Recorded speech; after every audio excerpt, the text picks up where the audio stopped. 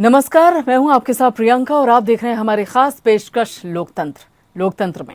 आज हम बात करेंगे एक बड़े मुद्दे की, एक ऐसे बड़े वर्ग की जो कई साल से अपने हक की लड़ाई लड़ रहा है, लेकिन अभी तक इंसाफ नहीं मिला। दरअसल हम बात कर रहे हैं उत्तर प्रदेश के उन हजारों अनुदेशकों की जिन्हें आज के वक्त में महज 7,000 रुपए ही मानदेय मिल रहा है।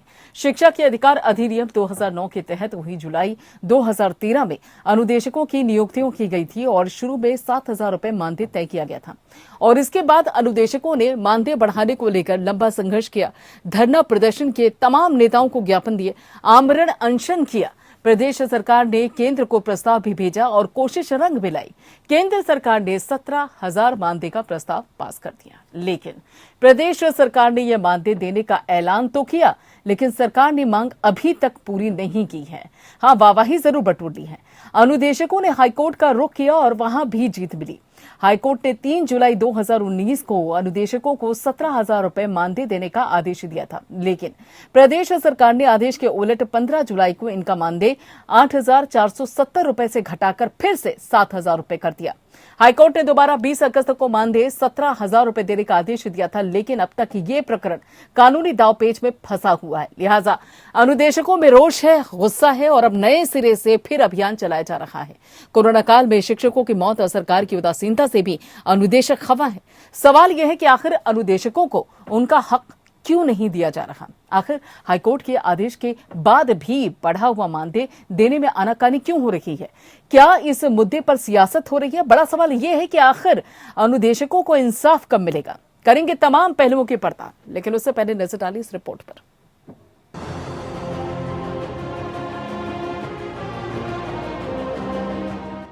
उत्तर प्रदेश के अनुदेशक लाचार, सिस्टम की मार, हाल बेहाल, कोरोना काल में बिगड़े हालात, बढ़ रहा है आक्रोश, कैसे मिले इंसाफ? आखिर अनुदेशकों के अच्छे दिन कब?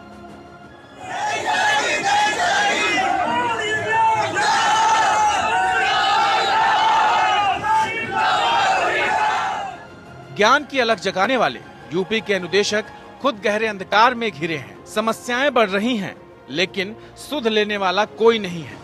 लिहाजा दर्द भी बढ़ रहा है और आक्रोश भी। अनुदेशकों ने अपने हक की लड़ाई के लिए खूब धरना प्रदर्शन किए, भूख हड़ताल की, ज्ञापन सौंपे, संसद में मुद्दा उठा, हाई कोर्ट में लड़ाई लड़ी, लेकिन अभी तक बात नहीं बनी। कम मानदेय से परिवार चलाना मुश्किल हो रहा है। महंगाई की मार ने जिंदगी के सारे समीकरण बिगाड़ दिए हैं। कई लोग अवसाद में अपनी जान गंवा चुके हैं, लेकिन सरकार है कि पसीजती नहीं। ये हाल तो तब है जब यूपी बीजेपी ने बाकायदा पोस्टर छपवाकर मानदेय बढ़ाने का श्रेय लूटा था। सोशल मीडिया पर अपनी खूब वाहवाही भी की थी, लेकिन हकीकत सबके सामने है। आर्थिक स्थिति हम लोग की बहुत दयनीय होती चली जा रही है। 7,000 मानदेय से शुरू हुआ था कि उसमें से भी रिकवरी की गई 1,470 रुपए की, और पुनः आज की तारीख में हम लोग का मानदेय 7,000 ही है। अब एक बार अनुदेशकों ने इंसाफ के लिए फिर से अभियान शुरू किया है। बड़े आंदोलन की चेतावनी भी दी है। 2013 से और अब तक हम लोग लगातार विभाग के लिए अपने कर्तव्यों का ईमानदारी पूर्वक दायित्वों का निर्वहन कर रहे हैं, लेकिन तब भी 7,000 रुपया मानदेय मिल रहा था और आज के दिन भी 7,000 रुपया मानदेय मिल रहा है। दरअसल अनुदेशकों की नियुक्ति शिक्षा के अधिकार अधिनियम 2009 के तहत हुई थी। जुलाई 2013 में ये नियुक्तियां की गई थी। शुरू में 7,000 रुपए मानदेय तय किया गया था। 2016-17 में केंद्र को प्रस्ताव भेजा गया, मानदेय 15,000 करने का प्रस्ताव भेजा। मानदेय में महज 1,470 रुपए की ही बढ़ोतरी हुई। मानदेय 7,000 से बढ़कर 8,470 रुपए किया गया। 2017-18 में फिर 17,000 का प्रस्ताव भेजा गया। प्रस्ताव पास हुआ, प्रदेश सरकार ने ऐलान भी कर दिया, लेकिन सरकार ने केंद्र का आदेश पूरी तरह नहीं माना। मानदेय 17,000 से घटाकर 9800 रुपए कर दिया गया, लेकिन इसका भी भुगतान नहीं किया गया। इलाहाबाद और लखनऊ हाई कोर्ट में याचिका दायर की गई। कोर्ट ने सरकार का फैसला रद्द कर दिया। 17,000 रुपए मानदेय देने का आदेश भी दिया। अभी मामला हाई कोर्ट में, अगली सुनवाई 5 जुलाई को होगी। अनुदेशकों का कहना है कि भारत सरकार के मानकों के मुताबिक दिहाड़ी मजदूर भी न्यूनतम 18,000 रुपए पाता है, जबकि शिक्षकों को महज 7,000 रुपए ही दिए जा रहे हैं। हाई कोर्ट भी स्पष्ट निर्देश दे चुका है कि एक बार जो भी सरकार मानदेय फिक्स कर दे उसे घटाया नहीं जा सकता। अनुदेशकों का आरोप है कि मौजूदा सरकार द्वेष की भावना से काम कर रही है, क्योंकि उनकी नियुक्ति एसपी सरकार में हुई थी। बहरहाल अनुदेशकों की मांग है कि मार्च 2017 से बकाया मानदेय 17,000 रुपए का भुगतान किया जाए। 30,000 अनुदेशकों को नियमित किया जाए। कोरोना काल में जान गंवाने वाले अनुदेशकों को मदद मिले। सवाल यह है कि अनुदेशकों को उनका हक क्यों नहीं दिया जा रहा? कोर्ट के आदेश का उल्लंघन क्यों हो रहा है? क्या महज इस मुद्दे पर सिर्फ सियासत हो रही है? बड़ा सवाल यह है कि आखिर अनुदेशकों को इंसाफ कब मिलेगा? Bureau report. जी हां, अनुदेशक एक लंबे समय से लगातार मांग कर रहे हैं कि उनके वेतन को बढ़ाया जाए, धनराशि को बढ़ाया जाए। महंगाई बढ़ रही है, हर तरीके की जरूरतें बढ़ रही हैं और मानदेय अभी भी 7,000 रुपए। और ऐसे में कैसे गुजारा होगा? धरना दिया गया, प्रदर्शन किया गया, हाथों पे काली पट्टी बांध तक कर जो मंत्री हैं, जो यहाँ पे जनप्रतिनिधि हैं, उन तक बात पहुंचाने की कोशिश की गई, लेकिन चारों तरफ नीलबट्टे सन्नाटा, कोई सुनने को तैयार नहीं। अब सवाल ये उठ रहा है कि पेंच कहां फंस रहा है, क्यों बात नहीं बन पा रही है, खासतौर पर तब जब हाईकोर्ट की तरफ से भी बाकायदा कह दिया गया है कि इनकी सुनवाई की जाए। इसी मसले पर बात करने के लिए हमारे खास मेहमान हमारे साथ जुड़े हुए हैं। अश्विनी शाही हमारे साथ जुड़े हुए हैं, जो कि बीजेपी यूपी प्रवक्ता हैं, और उसके साथ ही प्रोफेसर धर्मेंद्र यादव हैं, मेंबर विधानसभा परिषद यूपी, सपा नेता। उसके साथ ही दुर्गा तिवारी भी हैं, अधिवक्ता वादी पक्ष की, और उसके साथ ही राकेश पटेल, अनुदेशक प्रदेश अध्यक्ष यूपी। ये सभी खास मेहमान हमारे साथ जुड़े हुए हैं। आप सभी लोगों का बहुत बहुत स्वागत है इस कार्यक्रम में। अश्विनी शाही जी, जो कि सत्ता में आप हैं, तो सबसे पहला सवाल आप ही से ही, आखिर अनुदेशकों के अच्छे दिन कब आएंगे? कितना इंतजार करना पड़ेगा उनको अच्छे दिनों के लिए? देखिए प्रियंका, जो है हमारे प्रदेश के निवासी हैं और ये लड़ाई लड़ रहे हैं, और इनकी लड़ाई का अंत तो होना ही है। लेकिन अभी तक माननीय सुप्रीम कोर्ट का जो आदेश है, चूंकि अगर कोर्ट में कोई मामला है तो सरकार उसमें कितना दखल दे सकती है, ये सरकार की भी लाचारी होती है। तो ये मामला माननीय सुप्रीम कोर्ट के उसमें है, हाई कोर्ट से बढ़कर सुप्रीम कोर्ट में सरकार गई भी है। तो बहुत ही तकनीकी पेच होती है उस चीजों को देखते हुए। मामला जैसे ही सुप्रीम कोर्ट का कोई निर्देश होता है, सरकार मानने के लिए बाध्य होगी उसको, और सरकार मानेगी। सरकार की भी इच्छा है कि हमारे प्रदेश के लोग जो ये लड़ाई लड़ रहे हैं, उनको उनका वो अधिकार मिले, उनको पैसे मिलने चाहिए। अब उत्तर प्रदेश में योगी सरकार ने कम से कम से ज्यादा जब नौकरियों को बांटने का काम किया है, तो उसमें एक जो है ये इन लोगों का भी अगर हो जाता है तो ये लोग खुश रहेंगे। प्रदेश के निवासी हैं हमारे। जी राकेश पटेल जी, कोर्ट के फैसले का इंतजार कीजिए, बड़े आंदोलन की चेतावनी अभी से क्यों? जी नमस्कार। सबसे पहले तो मैं धन्यवाद देना चाहूंगा कि आपने अपने चैनल के माध्यम से हमारे दर्द को उठाने का काम किया, उसके लिए धन्यवाद हम देना चाहेंगे जी। अभी मैं बीजेपी के प्रवक्ता महोदय का बात सुन रहा था, उन्होंने जैसा बताया कि न्यायालय में मामला है, तो न्यायालय में मामला गया तो इनके अफसरशाहों की वजह से ही 17,000 का मानदेय राज्य कार्यकारिणी की बैठक में जब पीएडी में जाता है, तो राज्य कार्यकारिणी की बैठक द्वारा पास करके ही प्रस्ताव केंद्र सरकार को ले जाया जाता है, और इनके अधिकारियों द्वारा ही प्रस्ताव ले जाया गया। और फिर जब पास हो गया, और पास होने के बाद जब बजट मिल गया, तो फिर देने में क्या हर्ज था? आप बताइए, 7,000 रुपए में हम न्यायालय कैसे लड़ते हैं वो हम बेहतर तरीके से जानते हैं। और न्यायालय से सिंगल बेंच से आदेश आने के बाद डबल बेंच आपको लाने की क्या आवश्यकता थी? आप उस समय न्यायालय के आदेश का क्यों नहीं पालन किए?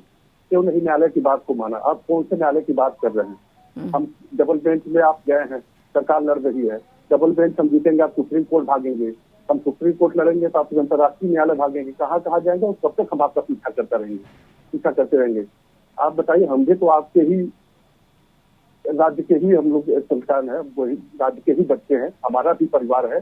पिछले 2013 से 9 साल होने जा रहे हैं, पूरी ईमानदारी से, पूरी तन्मयता से अपने कर्तव्यों का निर्वहन कर रहे हैं। और इस तरह का हो रहा है कि हम विद्यालय कर्तव्यों का निर्वहन तो कर दे रहे हैं, लेकिन पारिवारिक दायित्वों का निर्वहन नहीं कर पा रहे हैं।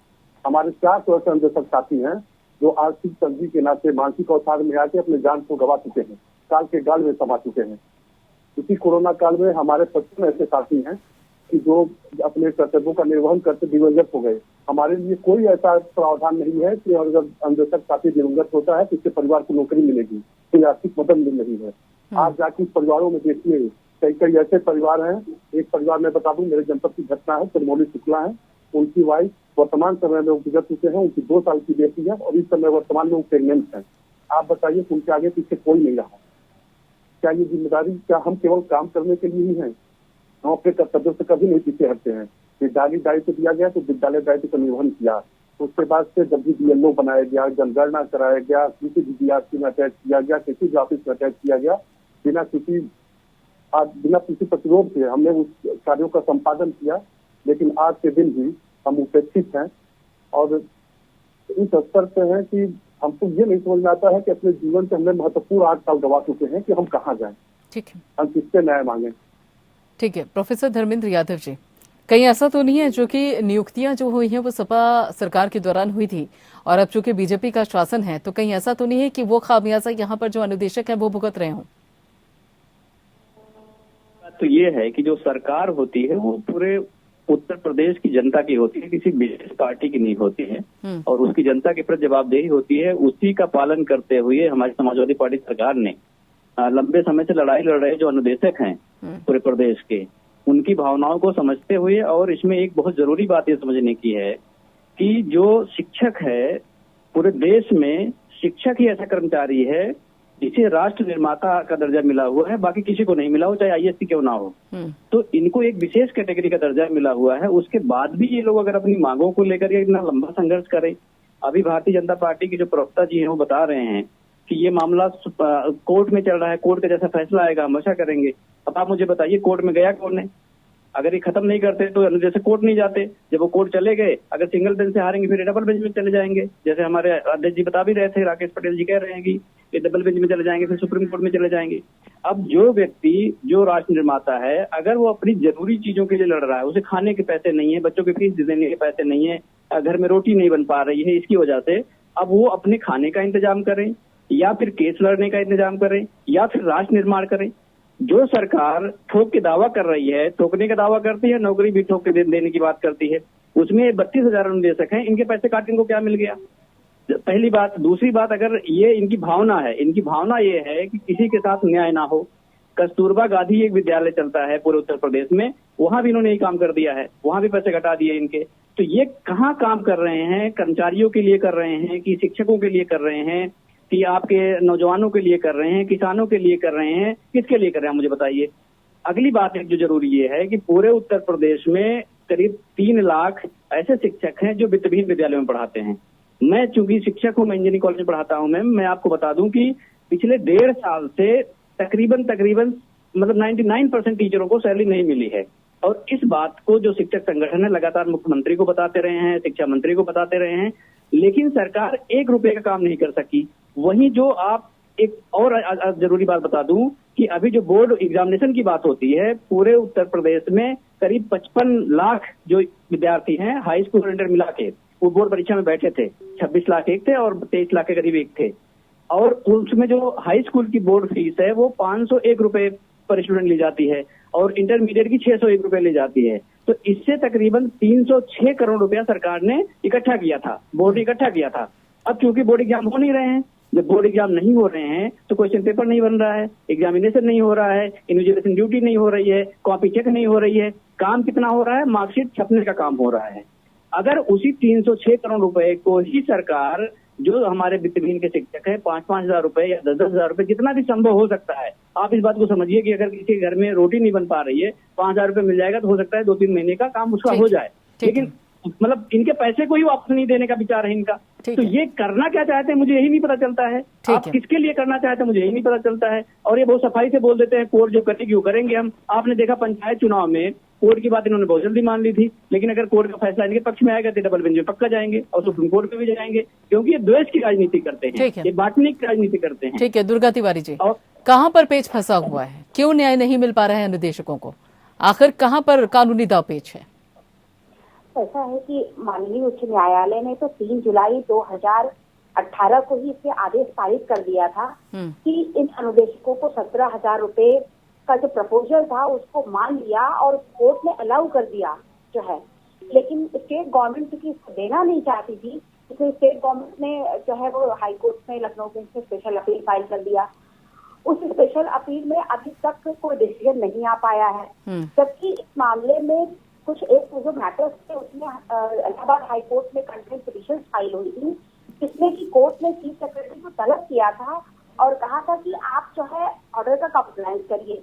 लेकिन चूंकि सरकार की मंशा देने की नहीं थी, तो उस ऑर्डर का कंप्लायंस न करके सरकार जो है वो केस लड़ने में ज्यादा इंटरेस्ट लेती है, इसलिए वो सुप्रीम कोर्ट पहुंच गई और सुप्रीम कोर्ट में उन्होंने जो है वो उस ऑर्डर को स्टे करा लिया और उन्होंने ऑर्डर का कंप्लायंस आज नहीं किया। हमारे जो ये 2017-18 में प्रोजेक्ट अप्रूवल बोर्ड ने 17,000 पास किया था और अब हम 2000 जो है जो सेशन चल रहा है तो 2020-21 का भी सेशन अब समाप्त होने वाला है, लेकिन फिर भी सरकार ने आज तक इसको इम्प्लीमेंट नहीं किया, ना ही किसी को, किसी भी अनुदेशक को जिनकी फेवर में ऑर्डर हुआ था उनको भी कोई उन्होंने नहीं दिया जो है। अश्विनी शाही जी, सारी बात आपने सुन ली है। कटघरे में पूरी तरीके से आप इस वक्त खड़े हो चुके हैं। सवाल हर तरफ से है। सवाल ये उठ रहा है, अगर मंशा इतनी अच्छी है सरकार की कि अनुदेशकों के अच्छे दिन लाए जाए, अनुदेशकों का भला किया जाए, उनके घर में चूल्हा जलता रहे, बच्चे उनके पढ़ाई के लिए जाते रहें, घर में खुशहाली रहे, क्योंकि आप ही ने कहा कि वो हमारे ही लोग हैं, तो फिर कहाँ परेशानी हो रही है? आखिर कोर्ट जाने की जरूरत क्यों पड़ गई? जब आपके लोग हैं तो आपस में बैठ के बात का सोल्यूशन निकाल लेते। प्रियंका जी, सही कहा आपने। और अभी हमारे सपा के जो है जो माननीय नेताजी हैं, उन्होंने भी बहुत समझाया। मैं कायदे से सुन नहीं पाया, लेकिन कुछ चीजें जो सुना है मैंने वो उसका भी जवाब मैं देना चाहूंगा। उत्तर प्रदेश सरकार में देखिए, सरकार की मंशा कहीं किसी भी की भी सरकार हो, उन्होंने भी कहा, मैं भी कहता हूँ, वो किसी दल की सरकार नहीं होती है, वो प्रदेश के लोगों की सरकार होती है, उसी जनता के द्वारा चुनी हुई सरकार होती है और उसी के लिए काम किया जाता है। लेकिन अगर मान लीजिए कि कोई भी काम रुकता है तो वो क्यों रुकता है, उसका भी एक कारण होता है। कहीं कानूनी प्रक्रिया होती है, कहीं कुछ और होता है। जैसे मैं आपको उदाहरण देना चाहता हूँ कि सपा के एमएलसी हैं अभी हमारे धर्मेंद्र जी, इनकी सरकार में जितनी भर्तियां हुई थी उसमें लगभग सब पे सीबीआई जांच की वो चल रही है। अनिल यादव जी ने जो कांड किया वो सबको पता है, मैं उसमें कुछ जानना नहीं चाहूंगा।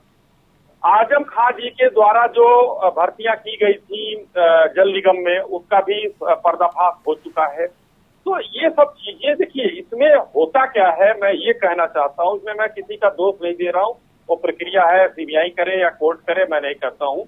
इसमें जो एक प्रदेश का नागरिक है वो पिस जाता है, क्योंकि अब सरकारें जो काम अगर सही तरीके से नहीं करती हैं, आज वही उसी का खामियाजा जो है उनके बाकी लोगों के चीजें मतलब वो जनता भुगत रही है, जो लोग हैं जो नौकरी पाए हैं।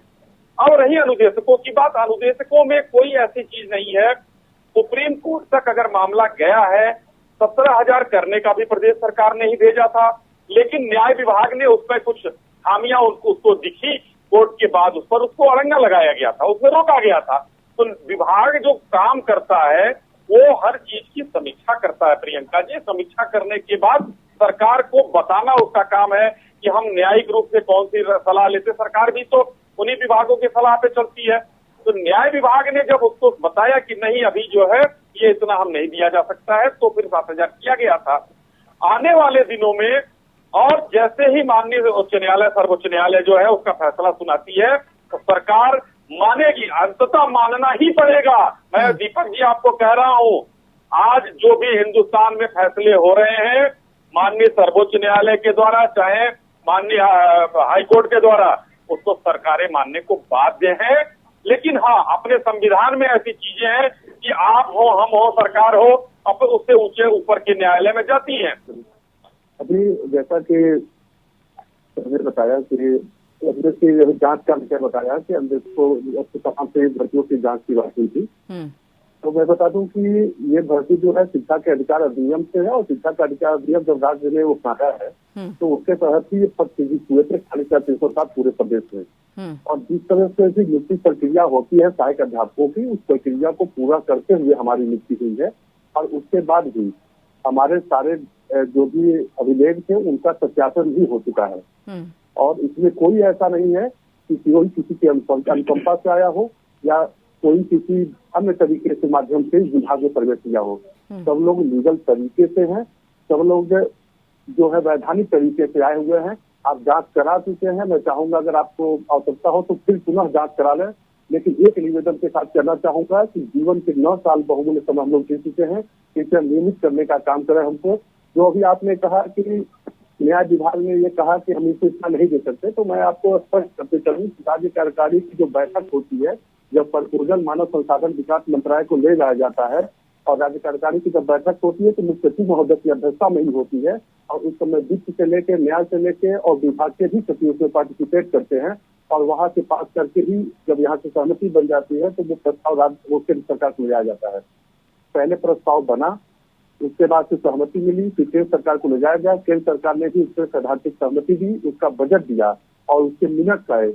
लेकिन मैं बताते चलूं, अब कहने में हर्ज नहीं है क्योंकि हम लोगों ने इतना झेल चुका है, यहाँ के अफसरशाहों द्वारा केवल विवाद को पैदा करने के लिए इस चीज को ले जाकर रोका गया, इसको ले जाकर पुनः 41वीं बैठक करके उस प्रस्ताव को बदला गया, अन्यथा उसकी कहीं आवश्यकता नहीं थी। तो इससे पूर्व में भी जब 16-17 में मानदेय 15,000 का प्रस्ताव केंद्र सरकार को गया था और उस समय सर्व शिक्षा अभियान के बजट में भारी कटौती हुई थी। ठीक है, अब बार बार राकेश जी यहाँ पर अफसर शाही को कटघरे में लाकर खड़ा कर रहे हैं, क्यों तकलीफ है उन्हें आपसे, क्यों तकलीफ है उनके आपके मानदेय बढ़ने को लेकर, जिस तरह से आप अफसर शाही को लगातार कटघरे में खड़ा कर रहे हैं?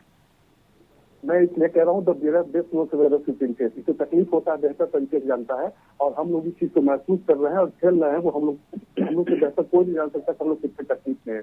आप बताइए कि जब हम लोग की निश्चित छठा वेतनमान चल रहा था उसका न्यूनतम 7,000 रुपए था।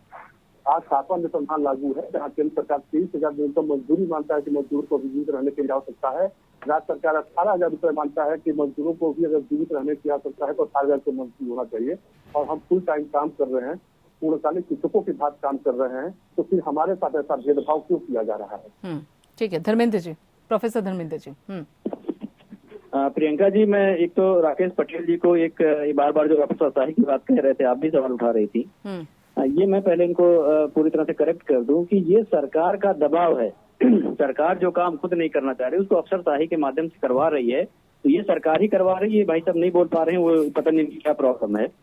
दूसरी, भारतीय जनता पार्टी के प्रवक्ता भी 3-4 आरोप लगा दिए।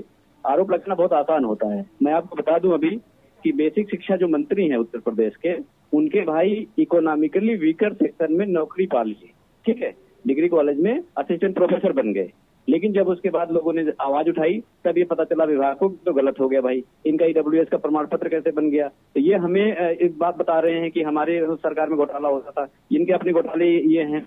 दूसरी बात मैं बता दूं कि अभी बादा एग्रीकल्चर यूनिवर्सिटी है, उसमें 13 प्रोफेसरों की भर्ती निकली। प्रोफेसर मतलब आप समझ रही हो ना, 67,000 रुपया उसका बेसिक होता है और टोटल सैलरी 1,30,000 के आसपास होती है। 13 प्रोफेसर की भर्ती निकली, जिसमें 11 प्रोफेसर एक ही जाति के रखे गए और इन्होंने क्या कर दिया कि आरक्षण को पूरी तरह से खत्म बता दिया। इसके अलावा सिद्धार्थ नगर यूनिवर्सिटी है, सिद्धार्थ नगर यूनिवर्सिटी में भर्ती हुई, उसमें आरक्षण को इन्होंने सिरे से खारिज कर दिया। तो ये जितनी संवैधानिक चीजें हैं, किसी संवैधानिक चीज पे चलने की इनकी आदत ही नहीं है, क्योंकि संविधान से चलते ही नहीं है, इनकी संविधान में आस्था ही नहीं है। इसलिए कभी रिजर्वेशन में ये कुठाराघात करते हैं, कभी अनुदोषकों के साथ करते हैं, कभी आपके जो ये विद्यालय कस्तूरबा गांधी विद्यालय हैं उनके साथ ही करते हैं। तो इनको अगर करना है तो ये साफ साफ बता दें कि हम प्रदेश की जनता के साथ कुछ अच्छा नहीं कर सकते हैं। मुझे जितना जानकारी है राजनीति की और शिक्षा की, जो आदमी शिक्षा में सियासत करे, जो सरकार शिक्षा में सियासत करे, जो सरकार मौतों पे सियासत करे, उससे ज्यादा गिरा हुआ इंसान कोई हो नहीं सकता। और उसके टाइम में आप किसी भी न्याय की उम्मीद नहीं कर सकते। जिनकी सरकार में लाशों ने न्याय नहीं पाया, जिनकी सरकार में लाशों के साथ न्याय नहीं हुआ, हिंदू धर्म के लोग जलाने के बजाय, अंतिम संस्कार के बजाय बना दिए गए, ये भाई साहब को नहीं मिलेगा। एक अंतिम मैं आश्वासन दे देता हूँ मैडम, ये सरकार चाहे कुछ करे चाहे ना करे, मैं आपके चैनल के माध्यम से पूरे प्रदेश के अनुदेशकों को ये आश्वासन देता हूँ कि अगर समाजवादी पार्टी की सरकार 2022 में आती है, इनको 17,000 सिर्फ मानदेय नहीं मिलेगा, इनका पूरी तरह से विनियमितीकरण किया जाएगा। और शिक्षा में माननीय नेताजी के नेतृत्व में जिनका विनियमितीकरण हुआ है, वो चाहे विषय विशेषज्ञ हो और चाहे PTI के टीचर हो, आप उत्तर प्रदेश में देख लेना, लाखों घरों को उन्होंने आबाद किया था शिक्षा के, क्योंकि वो शिक्षा को जानते थे, शिक्षा के महत्व को जानते थे और शिक्षा देश के लिए कितनी जरूरी है उसको जानते थे। शिक्षक राष्ट्र निर्माता होता है उसको जानते थे। तो जैसे उन्होंने काम किया है उसी तरह से हम लोग अनुदेशकों का विनियमितीकरण भी करेंगे। ये सरकार कितना भी पेच फंसा ले, चाहे जितने भी कोर्ट में चली जाए, लेकिन हमारी सरकार आते ही हम सबको विनियमितीकरण करवा देंगे। ठीक है, वो तो भी दूर की बात है। खैर, दुर्गा तिवारी जी, ये न्यायिक विभाग का क्या इस वक्त पेच फंसा हुआ है, जिसको लेकर बार बार अश्विनी शाही कह भी रहे हैं कि न्यायिक विभाग अभी पूरी तरीके से संतुष्ट नहीं है। वो चाहते हैं कि फिर से एक बार समीक्षा होनी चाहिए, फिर से एक बार पूरी चीजों की जांच परख होनी चाहिए। प्रियंका जी, मैं इसके बारे में कुछ बताना चाहूंगी। ऐसा है कि जब ये प्रोजेक्ट अप्रूवल बोर्ड के सामने खुद स्टेट गवर्नमेंट प्रपोजल भेजती है और स्टेट गवर्नमेंट ने 2017 में प्रपोजल भेज दिया, वो प्रपोजल जब पास होता है तो हमारे वित्त सचिव होते हैं, चीफ सेक्रेटरी होते हैं, सारा जो शिक्षा का विभाग होता है वो उस मीटिंग में मौजूद होता है और सबकी अनुमति के बाद ही प्रोजेक्ट अप्रूवल बोर्ड जो है वो अप्रूवल करती है। और उस अप्रूवल बोर्ड ने 17,000 रुपए जो है अनुदेशकों के मानदेय का निर्धारण कर दिया 2017 में, जो कि एक जो हमारे यहाँ राइट टू एजुकेशन एक्ट है 2009, उसमें एक प्रोविजन है सेक्शन 7(3), जिसमें कि सेंट्रल गवर्नमेंट को पावर है कि वो फिक्सेशन कर सकता है और उसने और वो बजट का प्रावधान करता है। सेंट्रल गवर्नमेंट ने उस जो स्टैट्यूटरी प्रोविजंस है उसमें जो है इसका प्रावधान किया और उस प्रपोजल को उन्होंने एक्सेप्ट किया और स्टेट गवर्नमेंट को भेज दिया कि आप इसका पेमेंट करिए। स्टेट गवर्नमेंट ने क्या किया कि उसका रिव्यू कर दिया, जबकि पावर ऑफ रिव्यू नहीं था उनके अंदर, फिर भी उन्होंने रिव्यू कर दिया, जिसको हमने हाईकोर्ट में चैलेंज किया। हाईकोर्ट ने उसको क्वैश कर दिया। कोर्ट ने कहा कि नहीं, आप नहीं कर सकते हैं और उन्होंने कहा कि अगर प्रोजेक्ट अप्रूवल बोर्ड है तो सेंट्रल गवर्नमेंट की एचआरडी मिनिस्ट्री ने अगर 17,000 रुपए फिक्स कर दिया है तो आप उसका पेमेंट करिए, जिसको उन्होंने नहीं किया और वो स्पेशल अपील में चले गए। ये साफ साफ दर्शाता है प्रियंका जी की सरकार की कभी भी मंशा अच्छी नहीं थी। सरकार ने कभी ये कोशिश नहीं की कि हम 17,000 रुपए इन अनुदेशकों को दें। आप सोच लीजिए कि 7,000 रुपए में अनुदेशक अपना घर कैसे चलाते हैं और वो इतनी मुकदमेबाजी कैसे कर पाते हैं। उनके लिए भी दिक्कत है कि वो मुकदमा भी उनको लड़ना पड़ता है। केस नहीं लड़ेंगे तो उनको पता है कि जब तक वो न्याय, क्योंकि उनको न्यायपालिका पे ही भरोसा है, जो भी कुछ मिलेगा न्यायपालिका से ही मिलने वाला है और अभी तक जितना भी हुआ है वो न्यायपालिका से ही हुआ है। लेकिन सरकार की चूंकि मंशा नहीं है उसको कंप्लायंस करने में और आज तक कोई एफर्ट नहीं किया सरकार ने कि हम उसका कंप्लायंस करें जो है। ठीक है अश्विनी शाही जी, ठीक है अश्विनी शाही जी, एक बात बताइए, जब यहाँ पर हाईकोर्ट की तरफ से कहा गया कि देखिए जो यहाँ पे 17,000 को लेकर डिसाइड किया गया है, निर्धारित किया गया है, वो पेमेंट आप कर दीजिए। आप खुद ही जान रहे हैं इस वक्त पेट्रोल महंगा हो चुका है, खाने की सामग्री इस वक्त महंगी हो चुकी है, आना जाना महंगा हो चुका है। 7,000 रुपए में किसी घर में अगर एक अनुदेशक है तो जरा सोचिए कि कैसे वो अपने घर का चूल्हा चलाएगा, कैसे अपने बच्चों को पढ़ाएगा, कैसे अपना खर्च चलाएगा। सोचिए जरा, संवेदनशीलता के साथ सोचिए, जो सुप्रीम कोर्ट में आप पूरा केस लेकर गए हैं। आप सही कह रही हैं प्रियंका जी, और चाहे सरकार में कोई हो, आज हमारे धर्मेंद्र जी ने कहा कि भाई हमारी सरकार आएगी तो हम सब कुछ करेंगे, तो इनके तो राष्ट्रीय अध्यक्ष जी ने कहा था कि हमारी सरकार आएगी तो फ्री वैक्सीन लगेगी, लेकिन ये सरकार फ्री वैक्सीन लगवा रही है। तो सरकारें कुछ भी, कोई भी हो, किसी की भी हो, मैं भी कह रहा हूँ चाहे भारतीय जनता पार्टी की सरकार हो, सपा की हो, बसपा की हो, कांग्रेस की, किसी की भी सरकार हो, उसके सामने मैंने पहले भी कहा और दुर्गा जी मैं आपसे जरूर कहूंगा कि देखिए ये नीचे से हाईकोर्ट का आदेश हुआ, उसके बाद वहां पर एचआरडी मिनिस्ट्री ने मान भी लिया, एचआरडी मिनिस्ट्री की सरकार भी भारतीय जनता पार्टी की है। ऐसा नहीं है कि सरकार की मंशा, आपने कहा सरकार की मंशा नहीं सही है, लेकिन न्याय विभाग ने अगर कुछ उसमें खामी पाया तभी वो उस चीज में अड़ंगा लगाया गया कि नहीं इसमें तो जो है खामी को दूर करने में कितना समय लगेगा। नहीं, मैं आ रहा हूँ प्रियंका जी, मैं आ रहा हूँ उसी पर। देखिए न्याय तो विभाग ने इसमें कोई अड़ंगा नहीं लगाया है, क्योंकि हाईकोर्ट का जो ऑर्डर है उसका कंप्लायंस गवर्नमेंट को करना है जो है, लेकिन गवर्नमेंट ने कंप्लायंस नहीं किया, उसने फाइल कर दिया।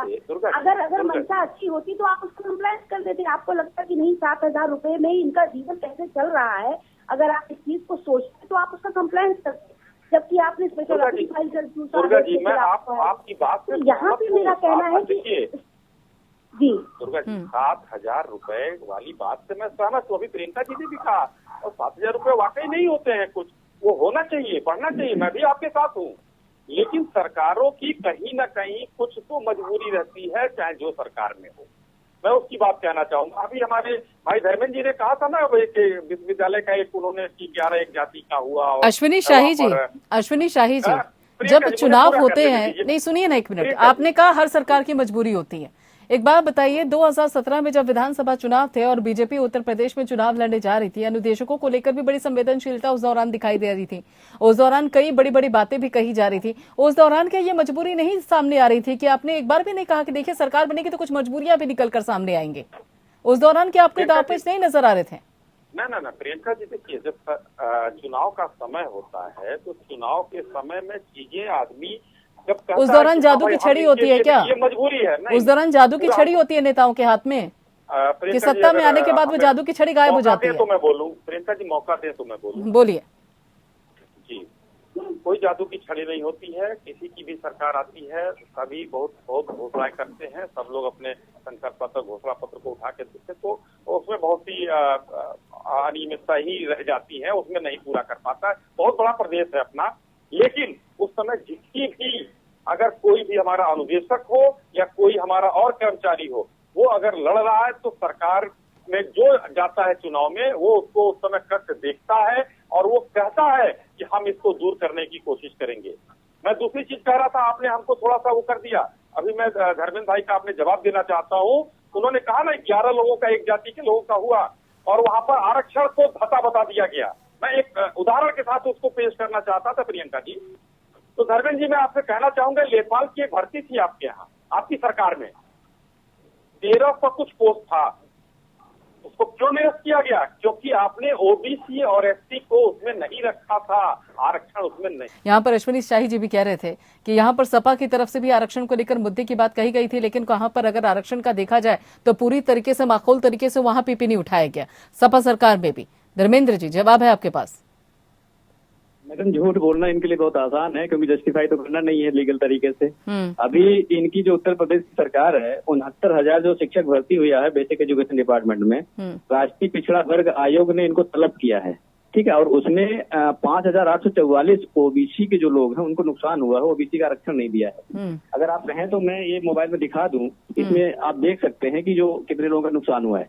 और ये कहते हैं कि आरक्षण की बात करते हैं, ये कहीं आरक्षण का पालन नहीं कर रहे हैं। उत्तर प्रदेश में जितने भी वाइस चांसलर का अपॉइंटमेंट हुआ इनकी सरकार में, आप गिन के देख लीजिएगा कि एक भी एससी कैटेगरी का वाइस चांसलर नहीं बना है। अगर बनाओ तो भाई साहब से बता दीजिए कि एक नाम बता दें, अभी चैनल पे बता देंगे तो पता चल जाएगा किसी एक का हुआ है, ओबीसी का किसी का नहीं हुआ है। तो ये खाली वादा करते हैं, इसके बाद कुछ नहीं करते। ये रही बात अगली आपकी जो ये कोर्ट की बात करते हैं, इनके जो शिक्षा मंत्री हैं, शिक्षा मंत्री ने पंचायत चुनाव के दौरान जो कोरोना से ज्यादा ग्रसित हुए थे राष्ट्र निर्माता, उसमें 1621 मौतों का आंकड़ा शिक्षक संगठन ने सरकार को दे दिया था। हाँ। उसके बावजूद वो कह रहे थे 3 मौतें हुई हैं। तो आप इनके डेटा को समझिए, इनके मैनिपुलेशन को समझिए, इनके लोगों को समझिए कि आखिर लोगों में बताना क्या चाहते हैं। इनके अपने शिक्षा मंत्री अपने भाई को ईडब्ल्यूएस यानी इकोनॉमिकली वीकर सेक्टर में नौकरी दिला देते हैं, फिर इनके यहाँ सब कुछ बढ़िया हो जाता है। लेकिन वही शिक्षा मंत्री 1621 मौतों को 3 बताते हैं। आप समझिए, मतलब इसमें भी कोई राजनीति कर सकता है क्या? इसमें तो रोना आ जाए आदमी को कि मतलब प्रदेश इतने बड़े त्रासदी से गुजर रहा है, देश इतने बड़े त्रासदी से गुजर रहा है और हर आदमी संघर्ष कर रहा है, इन्होंने कुछ नहीं किया। उसके बाद जिसकी मौत हो गई, ये सोच रहे हैं कि हमें मुआवजा कम देना पड़े तो उसकी मौत कम बता दो, इन पे नए कानून बन जाएंगे। आप मुझे बताइए मैम, लोकतंत्र में जो ये बता रहे हैं जुडिशरी है, उसका अपना रोल है, लेकिन अगर मेरी सरकार ने कुछ किया था तो सरकार ही तो थी, तभी तो किया था। ये तो कह रहे सरकार की मजबूरियां होती हैं, हमारी तो कोई मजबूरी नहीं थी, हमने कर दिया था। आपकी ऐसी कौन सी मजबूरी आ गई कि उनको बेघर कर दिया था? लेंगे जवाब अश्विनी जी से सवाल का भी। विक्रम सिंह भी हमारे साथ जुड़ गए हैं, जो कि अनुदेशक है, प्रदेश अध्यक्ष यूपी के। बहुत बहुत स्वागत है सर आपका। विक्रम सिंह जी, 9 साल से लगभग ये लड़ाई चल रही है, कोर्ट के दाव पेचों में भी उलझे हुए हैं और अभी तक देखा जाए तो झोली खाली ही है। तो ऐसे में अगर अभी भी कोई सोल्यूशन नहीं निकलता है, कोई समाधान नहीं निकलता है, तो फिर क्या अगला स्टैंड होने वाला है? सबसे पहले मैं ये न्यूज और प्रियंका जी आपका बहुत बहुत आभारी हैं कि आपने 30,000 अनुदेशकों की पीड़ा को उठाने का कार्य किया है जी। हम बताना चाहेंगे, मैं गोरखपुर जनपद का रहने वाला हूं और 52 बार मैं खुद माननीय मुख्यमंत्री जी से मिल चुका हूं और हर बार देखते हैं, करते हैं, बात करते हैं, समझते हैं, करते करते लगभग 4 वर्ष बीत गए। अभी बात हो रही थी कि न्याय विभाग उसको नहीं मान रहा है। मैडम, मैं आपको बताऊं, 9 मार्च 2017 को तत्कालीन मुख्य सचिव श्री राहुल भटनागर जी की अध्यक्षता में इसी की बैठक होती है। इसी की बैठक में वित्त विभाग भी रहता है, बेसिक शिक्षा विभाग भी शामिल होता है, न्याय विभाग भी शामिल होता है, और उसी बैठक में श्री राहुल भटनागर जी की अध्यक्षता में 17,000 का प्रस्ताव पास होता है। और वो प्रस्ताव भारत सरकार की मानव संसाधन विकास मंत्रालय के पीओबी बोर्ड की बैठक में जाता है, और वहां पर 27 मार्च 2017 को हमारा 17,000 का प्रस्ताव पास हो जाता है। उसके बाद 15 मई 2017 को इसके मिनट्स भी जारी हो जाते हैं, और उसके बाद मैं आपको बताऊं 19 मार्च 2017 को भारतीय जनता पार्टी का जो ऑफिशियल ट्विटर हैंडल है उस पर माननीय मुख्यमंत्री जी का फोटो लगाकर आता है कि अनुदेशकों के अच्छे दिन आ गए, और इनके 8,470 रुपए का जो प्रस्ताव भारत सरकार को 17,000 रुपया के भेजा गया था उसको भारत सरकार ने पास कर दिया है, और अनुदेशकों के अच्छे दिन आ गए। भारतीय जनता पार्टी के ट्विटर हैंडल से ये समाचार प्रसारित होता है। उसके बाद दिसंबर 2017 में जो पीएबी बोर्ड की बैठक में जो 17,000 पास होता है उसको घटाकर ये लोग 9800 रुपया कर देते हैं। इसी की बैठक में 17,000 पास होता है, वो केंद्र सरकार के पास जाता है, वहां से 17,000 पास होके आता है। और मैं आपको बताऊं जब 15 मई 2017 को मिनट्स जारी होते हैं उसी में उत्तर केंद्र की सरकार अपने हिस्से की 10,200 राशि जो उसके हिस्से की आती है उसका 60% उसका भुगतान भी करती है, और कहती है यदि कम पड़ जाए तो आप 14वें वित्त आयोग से ले लीजिए। लेकिन उत्तर प्रदेश की सरकार न जाने क्या करना चाहती है, संवेदनहीनता की पराकाष्ठा पे पहुंच चुकी है। आज पेट्रोल 100 रुपया हो चुका है, हमारे एक अनुदेशक 50 से 70-80 किलोमीटर जाता है और फिर 50 से 70-80 किलोमीटर आता है। 100 रुपये के पेट्रोल हो चुके हैं, महंगाई इतनी बढ़ चुकी है, सरसों तेल 200 रुपया से ऊपर जा चुका है। मैं भारतीय जनता पार्टी के आदरणीय प्रवक्ता जी से जानना चाहता हूँ कि 60,000 में किसका परिवार चल पाएगा। उसी सवाल का जवाब हम भी उनसे मांग रहे हैं। अश्विनी जी एक बात बताइए, इससे पहले जब जिस तरह से बता रहे हैं यहाँ पे विक्रम जी कि पहले पास कर दिया गया, बकायदा वाहवाही लूटी गई, आपने कहा कि देखिए न्यायिक विभाग की तरफ से पेच फंसा हुआ है, कहीं ना कहीं कुछ ना कुछ गड़बड़ी हुई है, कोई त्रुटि हुई है जिसकी समीक्षा करने की बात कही जा रही है। तो जब पास किया गया था तो उस दौरान क्या त्रुटि नजर नहीं आई थी? क्या आनन फानन में पास कर दिया गया था? और तब जब पास किया गया और अब आप बता रहे हैं कि अब त्रुटि है, तो कहाँ पे चूक हुई है? कहीं सरकार की तरफ से, ब्यूरोक्रेसी की तरफ से तो चूक नहीं हुई है? नहीं, विक्रम सिंह जी ने बहुत सही बताया, और विक्रम सिंह को मैं बताना चाहूंगा कि जब ऑफिशियल ट्विटर हैंडल से किया गया, सब कुछ किया गया, पास भी कर दिया गया सब कुछ, तो इसमें सरकार की मंशा कहीं आपको खराब नहीं दिखनी चाहिए। सरकार की मंशा तो साफ थी कि काम करना है, ये अनुदेशक भी हमारे लोग हैं, इनके लिए काम करना है।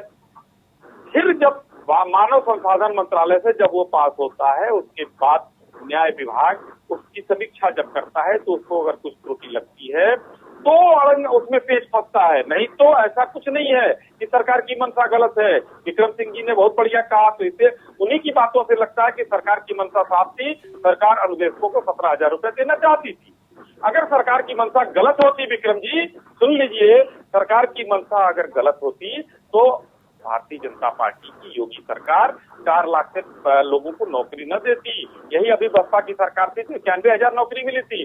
सपा की सरकार थी जिसमें 2 लाख नौकरी मिली थी, उन लोगों ने 20-22 करोड़ जनता में 2 लाख नौकरी बांटा, हम लोगों ने उसको और बढ़ाया। अभी 1 लाख तक, हम जब तक दिसंबर आएगा तब तक 1 लाख नौकरी और दे देंगे।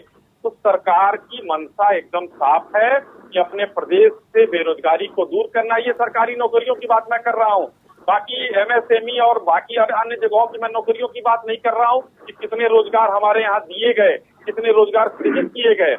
सरकार की मंशा एकदम साफ है कि बेहतर व्यवस्था से एक कर्मयोगी आज जो है पूरे प्रदेश में एक स्थायित्व लाना चाहते हैं, और जिसके रास्ते पर वो चल रहे हैं, जिसमें उनकी मंशा एक कदापि गलत नहीं है, आप लोगों के हित के लिए। मैडम मैं कहना चाह रहा हूँ, अभी अभिषेक जी कह रहे हैं, अश्विनी जी कह रहे थे कि सरकार की मंशा बहुत सही है, सरकार देना चाहती है। मैं आदरणीय अश्विनी जी से पूछना चाहता हूँ, अश्विनी जी मैं 52 बार खुद माननीय मुख्यमंत्री जी से मिल चुका हूँ, और आपको बताऊं 1 जून 2018 को भदोही की रैली में 1 जून 2018 को इटावा की रैली में और 3 जून 2018 को भदोही की रैली में और 23 जुलाई 2018 को हाथरस की रैली में माननीय मुख्यमंत्री जी ने स्वयं घोषणा की थी कि हम अनुदेशकों के मानदेय को बढ़ाने जा रहे हैं। आप सरकार की मंशा की बात करते हैं। जब माननीय मुख्यमंत्री जी 3 बार स्वयं घोषणा करते हैं, उसके बाद भी लगभग 4 वर्ष हो गए। अब मैं किस प्रकार से जानूं कि सबका साथ सबका विकास की बात करने वाली ये भारतीय जनता पार्टी की सरकार हम अनुदेशकों के अच्छे दिन की बात करेंगी। मैं आपको अभी कुछ दिन पहले चैनल में सुन रहा था, इस प्रदेश के बेसिक शिक्षा मंत्री जी कहते हैं कि अनुदेशकों का 17,000 पास नहीं हुआ है। हमारी आदरणीय दुर्गा तिवारी जी बैठी हुई है, कोर्ट में लड़ाई चल रही है। मैं आदरणीय अश्विनी जी से कहना चाहूंगा कि बेसिक शिक्षा मंत्री जी से जो इतना झूठ बोल रहे हैं, कहते हैं कि अनुदेशकों के 17,000 पास नहीं हुआ है। मैं आदरणीय अश्विनी जी आपके माध्यम से आदरणीय बेसिक शिक्षा मंत्री जी तक यह संदेश पहुंचाना चाहता हूं कि वो जिस टेबल पे इस समय जब चाहे हम 17,000 पास होने का सबूत लेकर आ रहे हैं और यदि वो सबूत हमारा झूठा होगा तो जो उत्तर प्रदेश सरकार निर्णय लेना चाहे ले सकती है। हम भी 6 से 8 घंटा विद्यालय में देते हैं, हम भी 8 से 2 विद्यालय जाते हैं, 9 से 3 विद्यालय जाते हैं। अपने विषय के अलावा हिंदी, अंग्रेजी, गणित, विज्ञान भी पढ़ाते हैं। पूर्णकालिक टीचर जो 60,000 70,000 रुपए वाले जितना मेहनत करते हैं उससे ज्यादा हम लोग मेहनत करते हैं, लेकिन उसके बाद भी हम लोग के अच्छे दिन न जाने भारतीय जनता पार्टी की सरकार कब देना चाहती है। मैं आपके चैनल के माध्यम से अश्विनी जी से कहना चाहता हूं कि हम लोग के अच्छे दिन लौटा दीजिए, क्योंकि 100 रुपया पेट्रोल में हमारा अनुदेशक विद्यालय नहीं जा पा रहा है।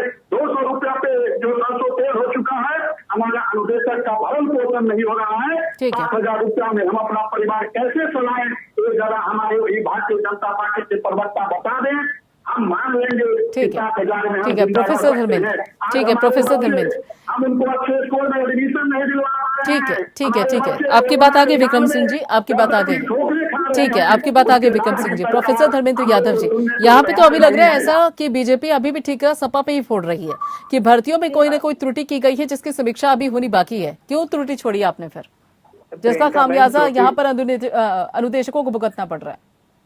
प्रियंका मैम, ये त्रुटि नहीं है, ये भारतीय जनता पार्टी की मानसिक त्रुटि है। अब इसका सुधार कैसे किया जाए, इसका सुधार जनता के पास है। ये लोग चैनल में बैठकर पूरी 24 करोड़ जनता के साथ झूठ बोल देते साफ साफ। अभी भाई साहब ने बताया कि हमने इतना रोजगार दे दिया। मैं आपको रोजगार का आंकड़ा बता देता हूँ। मेरी जानकारी के शिक्षक मनरेगा में नौकरी कर रहे हैं। मेरी जानकारी के जो शिक्षक हैं वो सब्जी की दुकान लगा रहे हैं।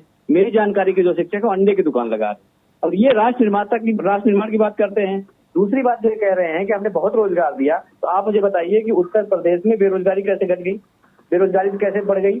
उत्तर प्रदेश में बेरोजगारी 2.5 गुना बढ़ गई। उत्तर प्रदेश का जीडीपी घट गया। इनके पास कोई प्रमाण है तो दिखाएं मुझे, मैं आपको प्रमाण दिखा दे रहा हूँ। कैमरे में आप देख लीजिए, योगी राज में घट गई जीडीपी। इसको देख लीजिए, इनसे भाई साहब से बोलिएगा, पढ़ लेंगे तो इनकी जानकारी भी अपडेट हो जाएगी और पूरे उत्तर प्रदेश की जनता भी देख लेगी। झूठ की एक सीमा होती है मैम, किसी की जिंदगी के साथ, किसी के परिवार के साथ, किसी की भावनाओं के साथ, उसमें झूठ नहीं चलता है। ये अभी आप खुद ही मान लिए कि हम चुनाव के समय जुमला छोड़ देते थे, हम कुछ भी बोल देते थे, लेकिन वो पूरा नहीं कर सकते हैं। लेकिन एक जो मिनिमम क्राइटेरिया होता है उसको पूरा करना अनिवार्य होता है। अगर हमारी सरकार ने अनुदेशकों की भर्ती की है, अगर आपको लगता है उसमें त्रुटि है, आप सुधार कर दीजिए। उनका मैं कह रहा हूँ विनियमितीकरण कर दीजिए। इसमें दिक्कत क्या आ रही है? लोकतंत्र में जो सरकार होती है वो बिल पास कर सकती है, महाभियोग ला सकती है। अगर इनकी भावना है लोगों के साथ तो क्यों नहीं करते? अंतोगत्वा में बस एक लाइन कहूंगा कि ये लोग नहीं करना चाहते हैं, खाली ये हेडलाइन मैनेजमेंट का काम करते हैं। जैसे आपने बताया ऑफिशियल ट्विटर हैंडल से भी आ गया।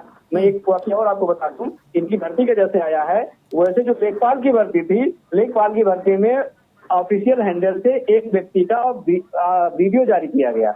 जब उसकी जानकारी पड़ताल हुई तो पता चला कि वो लेखपाल है ही नहीं। अब इतनी बड़ी त्रुटि अगर उत्तर प्रदेश सरकार के ट्विटर हैंडल से हो जाए तो आप मुझे बताइए, मैं ये कहूँ कि जो उत्तर प्रदेश सरकार है उसके जो ब्यूरोक्रेट्स हैं या मूर्ख हैं या मतलब उनको समझ ही नहीं है इस बात की, या उत्तर प्रदेश में जो शासन चला रहे हैं उनको कुछ पता ही नहीं है। बिल्कुल अश्विनी जी, ये परिस्थिति बनती है। बिल्कुल अश्विनी जी, ये परिस्थिति बन रही है कि एक तरफ तो जिस तरह से अभी विक्रम जी ने भी कहा, जिस तरह से भी विक्रम जी ने भी कहा, मैं ये मान लूं कि ये मुख्यमंत्री अंडर ट्रेनी है, मतलब ये लर्निंग अभी कर रहे हैं, ठीक है, ठीक है, आपकी बात आ गई, आपकी बात आ गई धर्मेंद्र जी। ठीक है अश्विनी जी, अब ये थोड़ी सी यहाँ पे लगता है कि थोड़ी सी सफाई देने की जरूरत है। अभी विक्रम जी भी कह रहे थे कि लगातार यहाँ पर जो मुख्यमंत्री हैं वो ऐलान करते आए हैं कि अनुदेशकों के अच्छे दिन लाने वाले हैं, उनकी जो वेतनमान है उसमें अब बढ़ोतरी की जाएगी। यहाँ आप कहते हैं कि कोई ना कोई पेच फंसा हुआ है, झूठ बोल कौन रहा है, कौन नहीं समझ पा रहा है परिस्थितियों को?